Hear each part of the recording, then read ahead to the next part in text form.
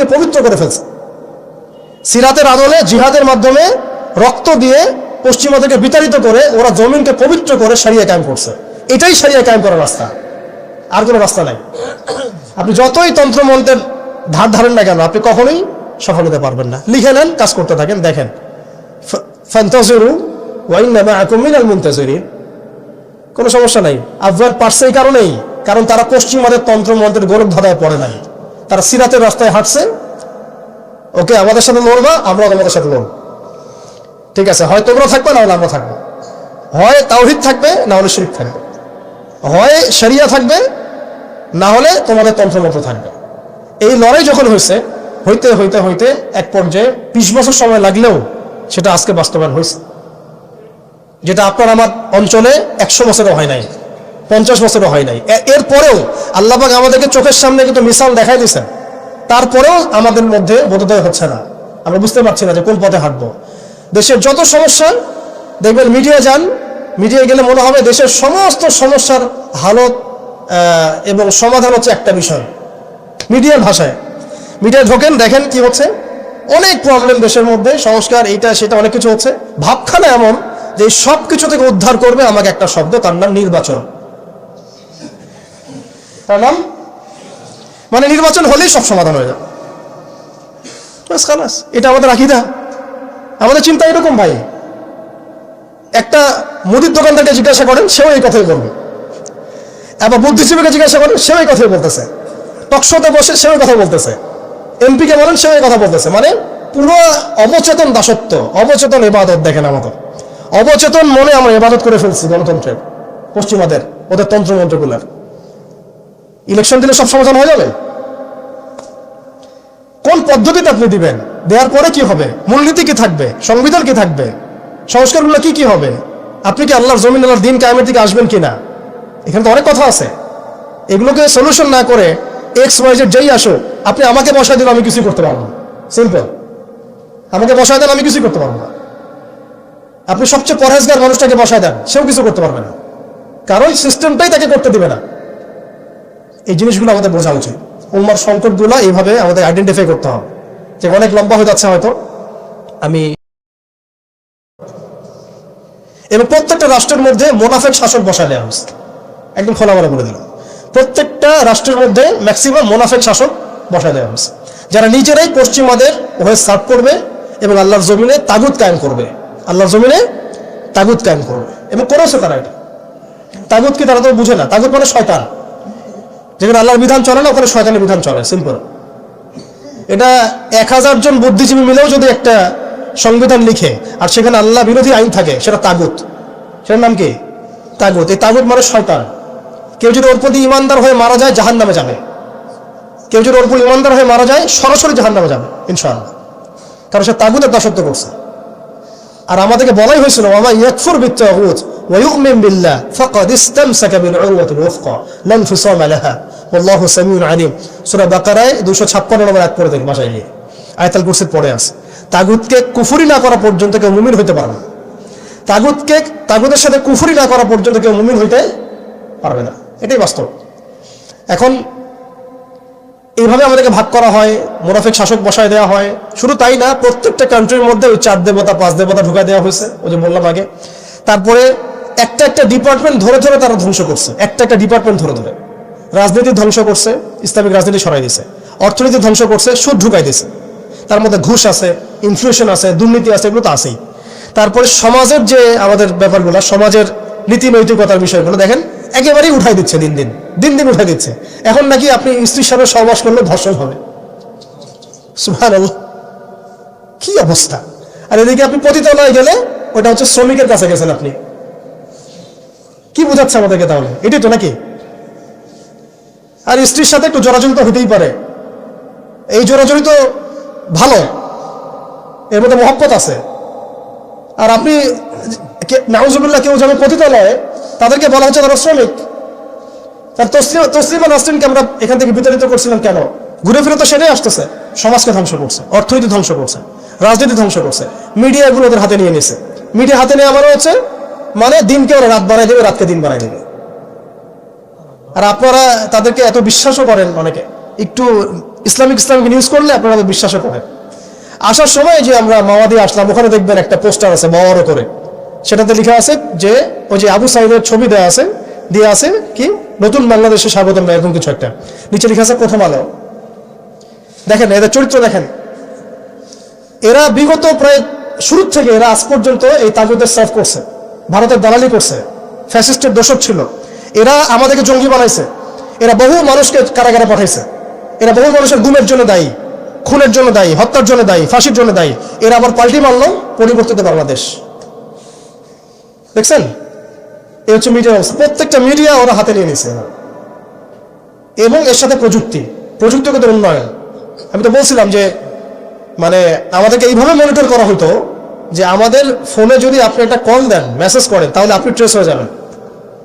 এইভাবে মনিটর করা যায়।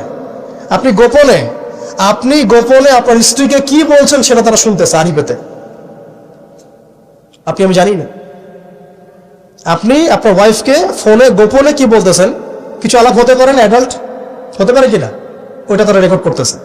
এখন প্রশ্ন হচ্ছে যে এই ওদের যে মানে অগ্রগতি, আমাদের যে অধঃপতন, এই জিনিসটার জন্য কি শুধু তারাই দায়ী না আমরাও দায়ী আছি?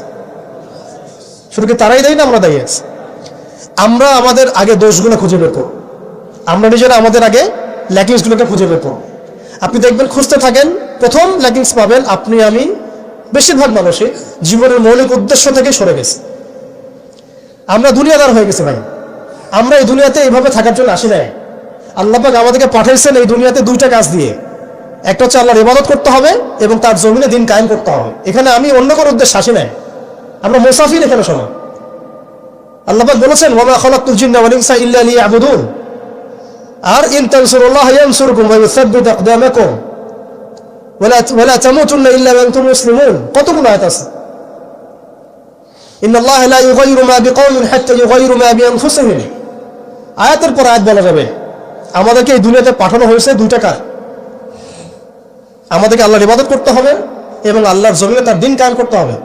এটা আমাদের কাজ, বাকি সবকিছু গৌণ, এগুলো মুখ্য কাজ, মেইন।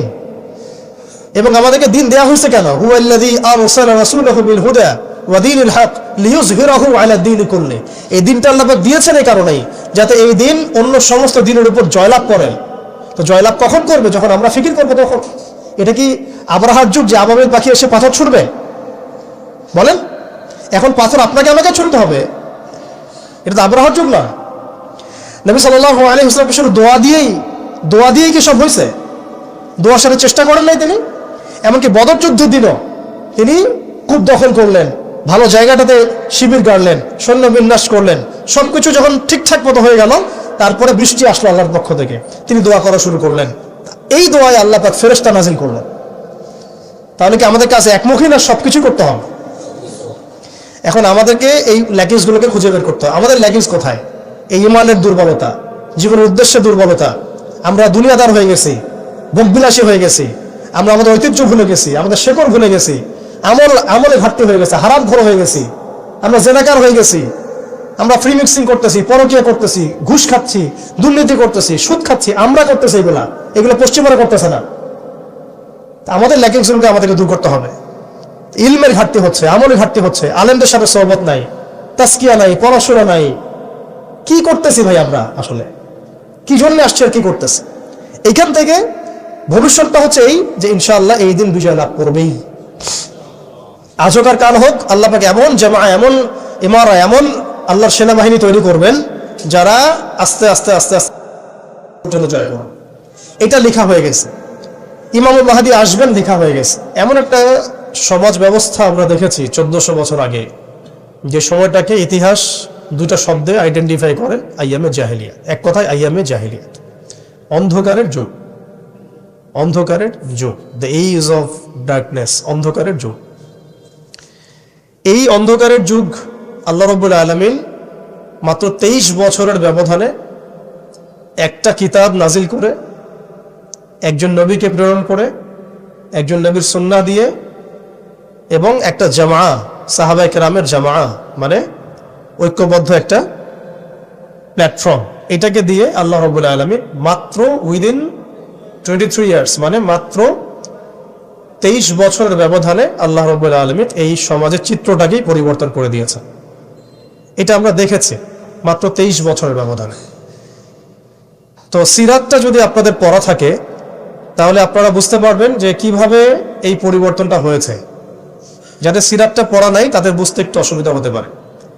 এই কারণে আমি আপনাদেরকে পরামর্শ দেই, যেভাবে আপনারা কোরআন শেখেন, যেভাবে হাদিসকে গুরুত্ব দিয়ে পড়েন, ঠিক সেইভাবেই নবী মুহাম্মদ সাল্লাল্লাহু আলাইহি ওয়াসাল্লামের পবিত্র জীবনীটাকে শুরু থেকে শেষ পর্যন্ত পড়ে শেষ করতে হবে। তাহলে আপনি ধাপগুলো বুঝতে পারবেন কিভাবে তিনি সমাজ সংস্কার করেছেন।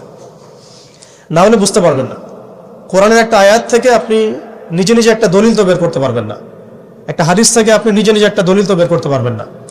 সিরাতটা যদি মাথায় থাকে, পুরো সিরাত মোবারক পবিত্র সিরাত, তাহলে আপনি বুঝতে পারবেন কোন সিচুয়েশনে নবী সাল্লাল্লাহু আলাইহি ওয়াসাল্লাম প্রেরিত হয়েছিলেন, কিভাবে শুরু করেছেন, কিভাবে সামনে এগিয়েছেন, কোন প্রেক্ষাপটে কিভাবে তিনি রিয়্যাক্ট করেছেন, এবং কিভাবে আস্তে আস্তে এই দিনটা অল্প গুটি কয়েক মানুষ থেকে পুরো জাজিরাতুল আরবের মধ্যে ছড়িয়ে পড়েছে, প্রতিষ্ঠিত হয়েছে।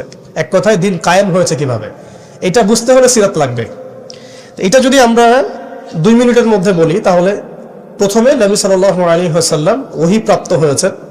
সেই ওহীটা হচ্ছে কোরআন এবং হাদিস এবং সুন্নাহ, এবং সেই ওহী দিয়ে তিনি দাওয়াতের কাজ শুরু করেছেন। তিনি মানুষের দরজায় দরজায় যাওয়া শুরু করেছেন। মক্কায় 13 বছর নিরলস পরিশ্রম করে তিনি দাওয়াতের মেহনত অব্যাহত রেখেছেন, এবং দাওয়াতটা ছিল পরিপূর্ণ ইসলামের দাওয়াত, আংশিক দাওয়াত নয়। আমাদের দাওয়াত, তার দাওয়াতের মধ্যে কিছু পার্থক্য দেখা যায় অনেক সময়। তার দাওয়াত ছিল পরিপূর্ণ ইসলামের দাওয়াত, আমরা কিন্তু ইসলামের অংশ বিশেষ নিয়ে কথা বলি বেশি। এটা খেয়াল রাখতে হবে। তিনি দাওয়াতের কাজ করেছেন পরিপূর্ণ ইসলামের দাওয়াত, উদখুলু ফিস সিলমি কাফা, এর উপর আমল করার জন্য। এখন এই দাওয়াতের ফলে প্রথম 3 বছর গোপন গোপন দাওয়াত হয়েছে, কিন্তু এই 3 বছরেই এমন কিছু সাহাবী তৈরি হয়েছিলেন যারা পরবর্তীতে বদর, উহুদ, খন্দক, খায়বার কাঁপিয়ে দিয়েছিলেন। যেমন আবু বকর সিদ্দিক, ওমর ইবনে খাত্তাব, ওসমান বিন আফফান, আলী ইবনে আবি তালেব, যায়েদ ইবনে হারসা, তারপরে বেলাল ইবনে রাবাহ, হামজা রাদিয়াল্লাহু আনহু, আব্দুর রহমান বিন আউফ, সাদ বিন আবি ওয়াক্কাস, আবু উবাইদা ইবনে জাররাহ, এরকম বরেণ্য সাহাবী যারা, এই সাহাবীরা তৈরি হয়েছেন কখন? ওই প্রথম সময়ের দিকে, প্রথম 13 বছরে। প্রথম 3 বছর গোপন দাওয়াতে এরকম বরেণ্য সাহাবায়ে কেরাম ইসলাম কবুল করা শুরু করেন। এরপরে দাওয়াতের গতি আরো বেগবান হয় যখন মক্কার শক্তিশালী কিছু মানুষ ইসলাম কবুল করেন, যেমন হামজা রাদিয়াল্লাহু আনহু, ওমর ইবনে খাত্তাব, এইরকম কিছু মানুষ। কারণ তাদের একজনের বক্তব্য বা একজনের অবস্থান সমাজে আরো 100 জনের সমান ছিল, 1000 জনের সমান ছিল। যখন সমাজে দাওয়াতের মধ্য দিয়ে প্রভাবশালী কিছু ব্যক্তি ইসলামের দিকে চলে আসে, তখন ইসলাম শক্তিশালী হয় এবং দাওয়াতটা বেগবান হওয়া শুরু হলো। দাওয়াত যত বেগবান হওয়া শুরু হলো, ততই কাফেরদের নির্যাতন বাড়তে থাকলো।